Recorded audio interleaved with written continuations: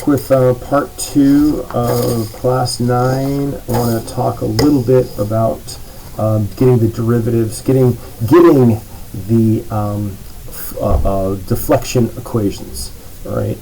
Because it's good to see where they came from instead of just accepting them. So in the last class, we mentioned that we were able to get the flexural equation, this guy right here, also known as Euler's equation. And using it here in the midpoint of the shear moment diagram, we can see that if we integrate the moment, we'll be able to, of the second derivative of this v dx, where v is actually deflection. Sometimes we could use y, might be a better variable to use, but for the source material used v for a deflection. We can find the slope, which is this dv dx at each location. So it makes sense that it's going to be a zero slope in the center, but there'll be maximum slopes are going to be at the points on the simply supporting locations right there. And then if we integrate this again, we'll be able to get deflection. So we'll be able to find equations for these standard scenarios instead of having to do this all the time. There's really a number of ways that you can find deflection. This one we just described as, we could call that a closed form solution where we're integrating, but it really only works well when the function is continuous. To get by that, like for instance, in this is not a continuous function, but it's a nice, easy to digest loading scenario. If we want to get a solution by integrating, we can use singularity functions, which I'm not going to cover.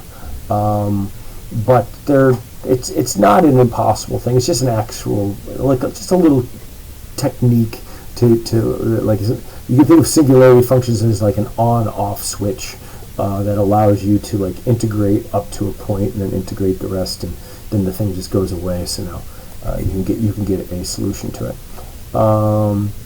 Another method to find the deflection is if you have multiple loads taking place, you could just break it down, as long as it's in a linear region, and find the deflections due to each load and then add them back together, right?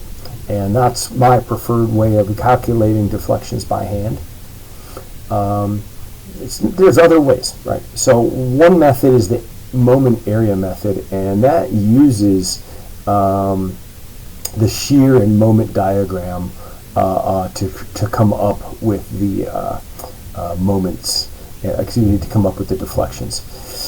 It's kind of hard to describe, and it's a little bit long, and it's just a little bit weird. I won't bother you with it, but it still gets taught, and you might find it in another course. So maybe if you're taking a vibrations class or something, they might use that to try to find the stiffness, and that's usually what you're really looking for, is like the stiffness, because you get the deflection and the force, and now you know the stiffness in a beam. A method that is described in some detail in the book is an energy method called Castigliano, and that goes from sections 4.7 through 4.10 in the book. And I think I tried to teach it a couple semesters, and I didn't feel though it was having the much return on investment in terms of time. So I decided instead to replace that with some finite element analysis, or a very brief introduction to finite element analysis, which will be in class 10. Right. So here is an example. Okay. So actually, I guess I had these in slides, and this was already written out, so I won't write it down. There you go. So here's the idea. We have one of the simplest cases of a cantilever beam with a distributed load. This could be snow or something, or bags of sand or something. Anyway, it's a continuous function, which makes it easier to integrate. And I think this comes from Phil Pott, the publisher of the Mechanics and Materials book, or the editor, author. I think he's the author. So if we take a small FEA over here, so this is a generic FEA at some point, and we're going to do everything from left to right, which is, I probably just moved it the wrong way, right? So it's going to be there, that way, right? Okay, yes. So left to right. You could see here's the moment that we're going to get for each incremental little chunk. And you could convince yourself from an FBD that this is going to be equal. Here's that reaction moment on the inside. So we could solve for it, and here is the equation. And notably, this equation is a function of x, like all the other things. This W is the constant, the load per length parameter, and L is constant. So x is the only variable here. So we have moment as a function of x. And it's valid for the interval from 0 to L. So we substitute this into the flexural equation right here. And now we're all set. So we could do an integral. We can integrate this on the left-hand side and the right-hand side. On the right-hand side, we have a constant of integration. We note that this is negative x squared, right? So when we get over here, we're going to have to divide it by 3 when it comes to cubed. But also, it's going to, there's going to be a negative sign in there, so that sign flips. And so this right here is actually going to be the slope, right? So if we were to divide this other side by EI, we would get the slope, but not so fast. We'd still have that constant of integration, so we have to be careful. We have to use boundary conditions to find that constant of integration. And they're also noting that the signs change. So we can integrate it again up here, right? And integrating again, we see that C1 is times x comes out of this, and we get a second constant of integration. Now we apply boundary conditions, which is a typical thing to do when you're getting constants of integration. And we evaluate these constants of integration using the boundary conditions. We know at the end over here that the slope is going to be 0, and we also know that the deflection is going to be 0. Right? So we don't always use the same boundary conditions. It depends on the scenario. But in this particular case, we know that the slope, it's going to remain perpendicular to the wall. We also know that it's not going to deflect at the wall. So those are the two boundary conditions right there, right? At x is equal to 0, displacement is equal to 0. At x equals 0, also slope is equal to 0. So we go ahead and we can, at this scenario right here, we could say that this is going to be 0 when x is equal to 0. Right, so right there's what we do. We plug in. Here's that slope equal to 0. Here's x equal to 0. So we have found C1. There's the constant of integration. Right, this has to be true right here. So C1 must be equal to negative WL cubed over 6. And then now we can do the other integration.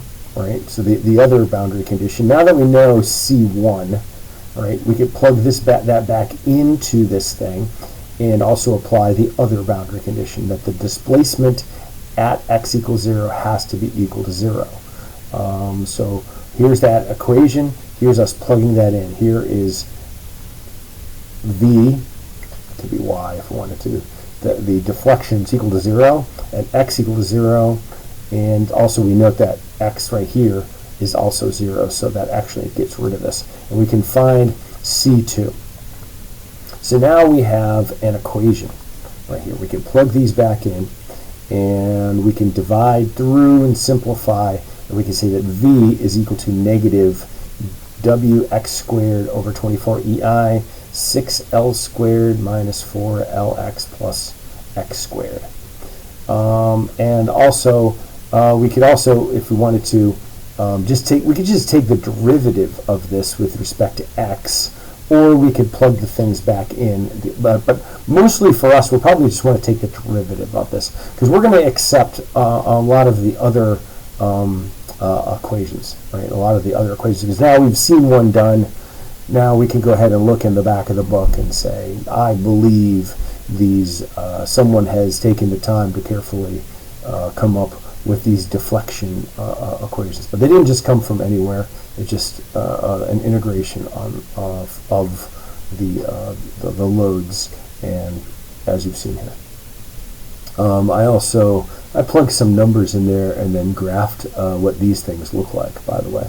So here's what the slope looks like, that equation, and here's what the deflection looks like, which actually gives, this deflection equation actually even gives us what the shape of the beam is going to be. So here was the answer right there. This may look a little bit differently. You have to manipulate the signs just ever so slightly right here, because you could see that they put this negative back into here, right? I think. So let's see, how do they put that? You see, they put the 4LX. They put that right there. So they distributed that negative through, and they put this one in the front, right through there. But you can see this is the same. And probably the one we care about the most is when X is equal to L, because that's going to be the largest, the maximum for this distributed. So they've already put that into there. They set X equal to L. And notably, and this is out of the back, out of table A9, that we have Y max. Now, I've already mentioned this superposition, so I'm going to do this in the next video. But when we want to try to find the solution to a more complicated deflection scenario than just having this, we can combine them by finding the deflection from individual loads and then adding them together. So here is two that would get used a lot. Well, this probably gets one that gets used the most, as I pointed to in the last video.